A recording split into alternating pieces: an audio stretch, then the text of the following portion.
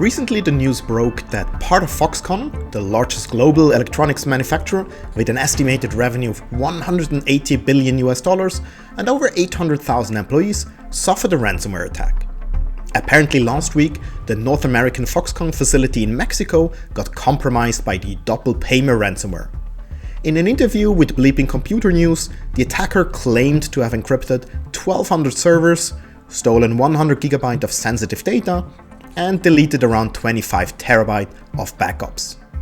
The cybercriminals demand around $34 million in Bitcoin, which is one of the highest ransom demands so far. But of course, they can demand what they want. It doesn't necessarily mean that this sum will also be paid in the end.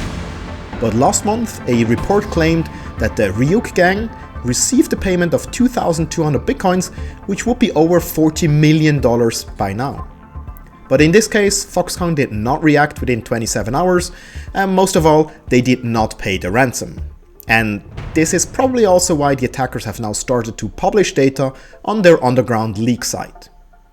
This is a prime example to show that backup alone will not protect you from sophisticated ransomware attacks. You need a comprehensive, multi-layer protection solution like the Acronis Cyber Protect, which blocks ransomware based on its behavior and also prevents any tampering of the backup files itself.